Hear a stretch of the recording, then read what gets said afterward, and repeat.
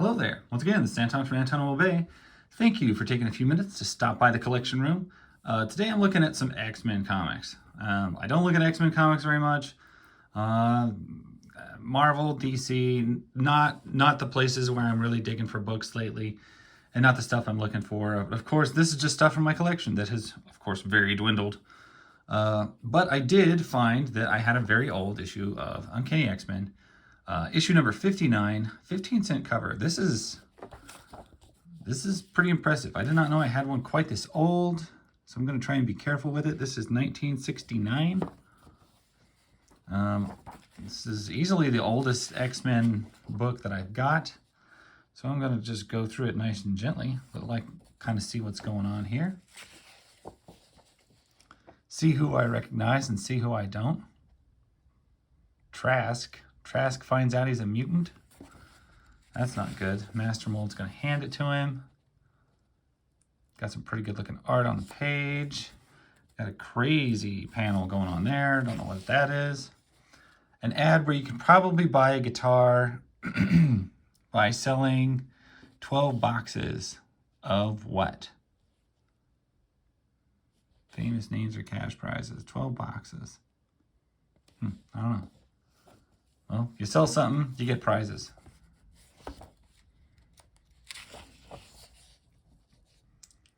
A thing that old comics would do.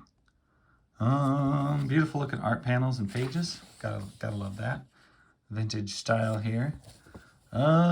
Secret building tool muscles. Secret muscle building tools. These are things that you definitely need if you're going to get totally jacked and ripped. Trojan cable set, 120-pound big 16 barbell set, German iron horseshoe, karate hand crusher. Yep. This is how pro wrestlers. You want pro wrestlers? That's how you get them. That right there. Wowza. Now see, in a lot of older comics, you don't see crazy panels, but look at these crazy panels. That is some awesome stuff. Awesome crazy panels. Even more crazy panels.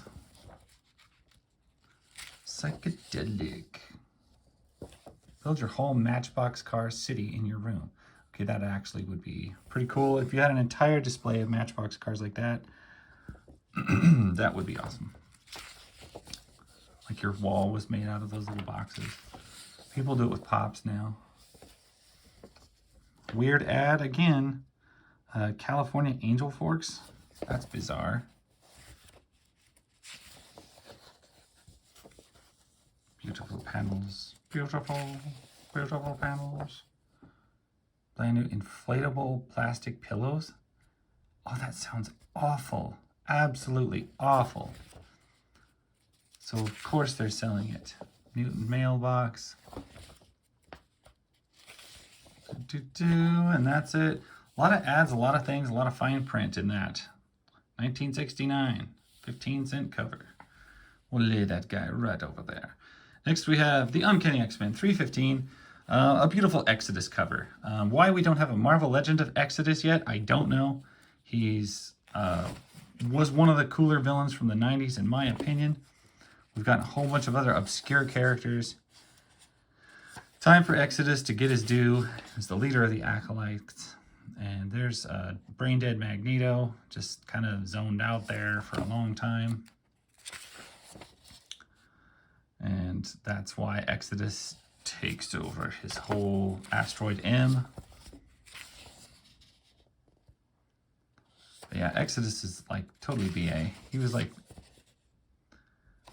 a religious leader, but he's also kind of like really like outclassed powerful.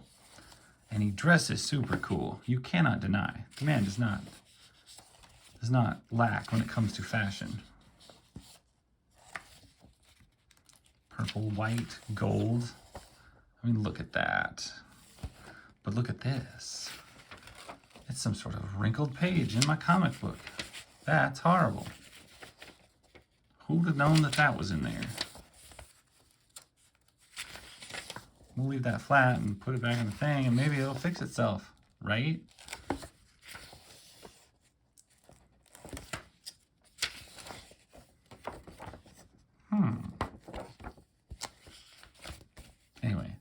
not a lot going on with the issue. It's of course him and his acolytes usurping Magneto and Asteroid M, but still. Or I guess no, this is at Avalon. This is before Asteroid M. So cool book though. This is a much later. This is 2011. Okay, I have long since stopped reading comics by this point. This was, well, new books, and so this would have been something that must have fallen into my collection at some point with one of the big sets, and then didn't get sold, probably because the cover looks wild. I'm assuming that's Emma Frost, but I don't really know. But yeah, I stopped buying new comics off the newsstand in about 2001, 2002, somewhere in there. So I have no idea what the context of this is. It's just something that's floating around in my collection. And as you guys know, I've said it many times, I had very many, hundreds and hundreds of comics, thousands. Probably had hundreds of long boxes. I think I had about 150 long boxes packed in the house. But I have weeded it down to where I have about 4 long boxes. So, well, 4 long boxes on the floor and some comics on the shelf, I should say. Maybe 6 long boxes worth, but that's about it. So definitely this would not have been a book that I collected or bought off the shelf. It just looks like something that was in a bunch of other stuff I bought that I somehow didn't sell. And I gotta say, the cover leads me to believe it's gonna be a lot more interesting than the inside. This is kind of bland. I was hoping for some more dynamic pages and some more shock factor, but I'm not really seeing it, so we'll toss it up to the back there. Now this is another one that came in a pile of, I'm sure, probably one of the collections or store inventories I bought. Classic X-Men 79. And this is, who is this cover? Adam Hughes? I think that looks like a Hughes cover. Somebody famous like that. So when it comes to X-Men Classics, I like them. I think they look great, but I have no idea what time things are going on. I don't know how the timeline of X-Men Classics works. If this was stuff if they're all reprints of older stuff, which is what I always assumed they kind of were, or if they are, I know there was a time when X-Men was all reprints, and so is this filling in that time of what was happening when they were just being reprinted? I'm not exactly sure. I think they're reprints, but don't quote me on any of it. Because basically when it comes to classic X-Men, I kept the ones that I like the cover, but I essentially have no idea what's going on. Isn't that nice? Dragon Quest.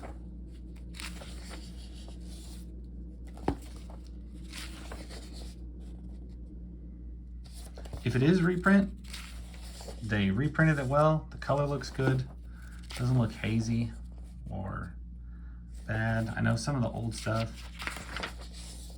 doesn't always copy the best. I've seen some reprints that are a little on the rough side, but this looks very nice. That's a nice picture of the Dark Phoenix right there. There's Storm looking long-faced, I guess. That's a long-faced Storm, I guess. Storm walks into a bar and says, "Why the long face?" Isn't it? Got the ring, Alex. This must be when Scott married Madeline Pyro or whatever. Because, writer, Chris Claremont. Paul Smith, John Romita Jr., Bob Wizak, Jim Shooter Chief. Well, there's your stuff. There's all your info right there for you. Chris Claremont. I actually kind of think Chris Claremont's a little bit over what's the word? People think too highly of him. Whatever that word is. Anyway, there's some X-Men. They're very random issues. I don't have like a good complete run of any X-Men anywhere anymore, I think. It's a book I still enjoy to some degree, but once you have like all of them, and then ended up selling the most of them, and you just have like a random pile of about 100 or so random X books, I don't know.